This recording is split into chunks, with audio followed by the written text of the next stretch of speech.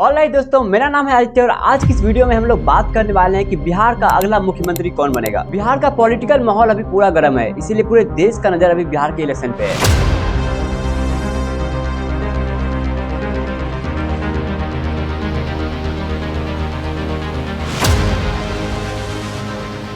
लेकिन ये चुनाव सिर्फ बिहार का नहीं है, पूरे देश के अपोजिशन के लिए एक बड़ा टेस्ट है। और सबसे बड़ा सवाल जो हर जगह पूछा जा रहा है कि बिहार का अगला मुख्यमंत्री कौन बनेगा। तो आइए इस वीडियो में स्टेप बाय स्टेप समझते हैं कि कौन कितने पानी में है, कौन से लीडर के पास सबसे ज्यादा चांसेस सीएम बनने का, और आखिर किस फैक्टर पे बिहार इलेक्शन का पूरा गेम बदल सकता है। देखिए, अगर आज के बिहार में कोई लीडर अगर सबसे ज्यादा पॉपुलर है तो वो है तेजस्वी यादव। तेजस्वी यादव तेजस्वी यादव तेजस्वी यादव तेजस्वी यादव तेजस्वी प्रसाद यादव। ये पूछ लिए कि सीएम कौन होगा।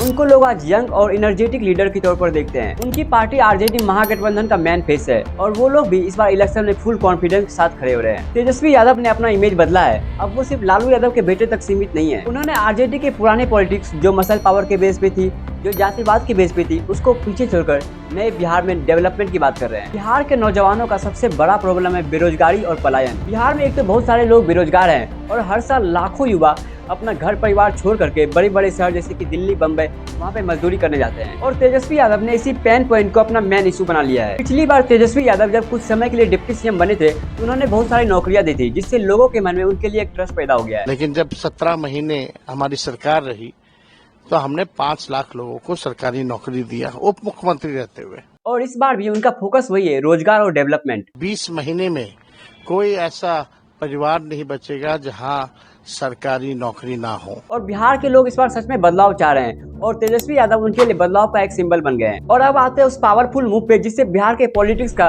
पूरा गेम बदल गया। कास्ट सेंसस यानी जाति जनगणना। ये सर्वे बिहार में तेजस्वी यादव के सरकार के टाइम पे हुआ था और इसके रिजल्ट ने बिहार के पॉलिटिक्स को हिलाकर रख दिया। अब आरजेडी और तेजस्वी यादव इसका फुल क्रेडिट ले रहे हैं। उनका ये कहना है कि ये सिर्फ डाटा नहीं है बल्कि न्याय का एक सवाल है। ये सर्वे बता रहा है कि बिहार में किस जाति के कितने लोग हैं और उनको उनका हक मिल रहा है या नहीं। यानी ये एक सोशल जस्टिस कार्ड है जिसके बेस पर तेजस्वी यादव बिहार में बैकवर्ड क्लास और ईबीसी वोटर्स को टारगेट कर रहे हैं। अब ये तेजस्वी यादव का इतना स्ट्रॉन्ग मूव है कि एनडीए को इसके ऊपर डिफेंसिव होना पड़ रहा है। जहां आरजेडी जाति के न्याय की बात कर रही है तो वहीं एनडीए वेलफेयर स्कीम और फ्री राशन जैसे मुद्दों पर फोकस कर रही है। लेकिन बिहार के गाँव में आइडेंटिटी पॉलिटिक्स का ज्यादा इम्पैक्ट होता है। अब देखा जाए तो यहाँ पे तेजस्वी यादव के पास हवा तो है, लेकिन उनके रास्ते में बहुत सारे स्पीड ब्रेकर भी हैं। पहला और सबसे बड़ा प्रॉब्लम यह है कि कुछ लोगों को बिहार में ये लगता है कि अगर तेजस्वी यादव सीएम बनेंगे तो लालू यादव वाला जंगल राज बिहार में वापस आ जाएगा। दूसरा प्रॉब्लम महागठबंधन में सीट शेयरिंग का भी है। जैसे पिछली बार के विधानसभा चुनाव में लेफ्ट पार्टी ने अच्छा परफॉर्म किया था, इसलिए इस बार वो लोग ज्यादा सीट मांग रहे हैं। उसी तरह और छोटी छोटी पार्टी जैसे कि मुकेश सहनी का वीआईपी हो गया, झारखंड से जेएमएम हो गया, वो लोग भी ज्यादा सीट मांग रहे हैं। अब ये सब मैटर अगर टाइम पे सॉल्व नहीं होगा तो गठबंधन के अंदर तनाव बढ़ेगा, जिससे वोट ट्रांसफर प्रॉपर्ली नहीं होगा और बिहार जैसे स्टेट में कुछ वोट और कुछ सीट बड़ा डिफरेंस क्रिएट करता है। अब तेजस्वी यादव के बाद बात करते हैं एनडीए और नीतीश कुमार की। नीतीश कुमार बिहार के पॉलिटिक्स में पिछले 20 साल से सेंट्रल फिगर रहे हैं। नीतीश कुमार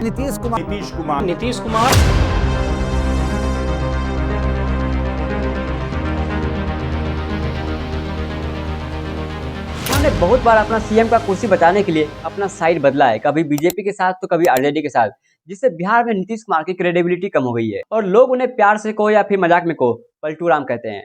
बहती हवा सा था वो, गुजरात से आया था वो,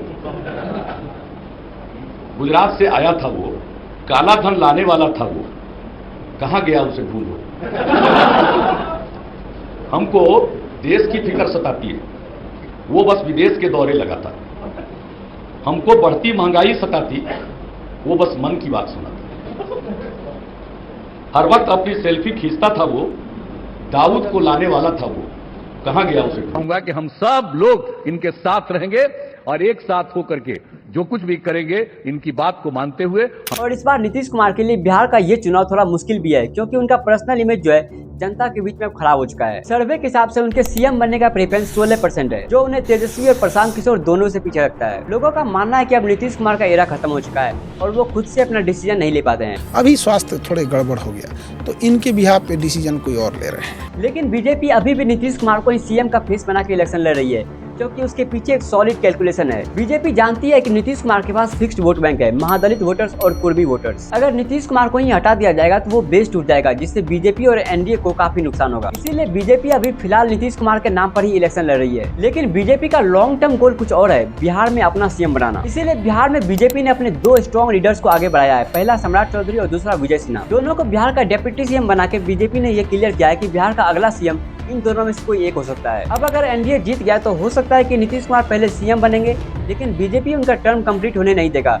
बाद में हो सकता है 2027 या 28 में उनको हटा के बीजेपी अपना सीएम बना दे। लेकिन यहाँ पे एनडीए और नीतीश कुमार के रास्ते में भी स्पीड ब्रेकर है। पहला प्रॉब्लम तो यही है कि नीतीश कुमार का क्रेडिबिलिटी अब कम हो गया है, जिससे उनका वोट ट्रांसफर होगा। दूसरा प्रॉब्लम युवा वोटर्स का है, क्योंकि बिहार में इस बार काफी युवा प्रोटेस्ट कर रहे थे और नीतीश कुमार ने कोई जवाब नहीं दिया, जिससे वो लोग नाराज होकर अपना वोट पक्का ट्रांसफर करेंगे। और तीसरा प्रॉब्लम महागठबंधन की तरह ही एनडीए में भी सीट शेयरिंग का है। इस बार जीतन राम मांझी जिनका पार्टी हम है, वो भी ज्यादा सीट मांग रहे हैं और चिराग पासवान भी ज्यादा सीट मांग रहे हैं। और पिछली बार तो चिराग पासवान ने नीतीश कुमार से नाराज होकर अकेले चुनाव लड़ा था, जिससे नीतीश कुमार को ही काफी नुकसान हुआ था। और इस बार भी एनडीए अगर चिराग पासवान और जीतन राम मांझी को सेटिस्फाई नहीं कर पाएगा तो उसका नुकसान उनको जरूर होगा। अब बात करते हैं बिहार के पॉलिटिक्स में बवाल मचा देने वाले इंसान प्रशांत किशोर और उनकी पार्टी जनसुराज की। मिस्टर प्रशांत किशोर। प्रशांत किशोर प्रशांत किशोर। प्रशांत किशोर।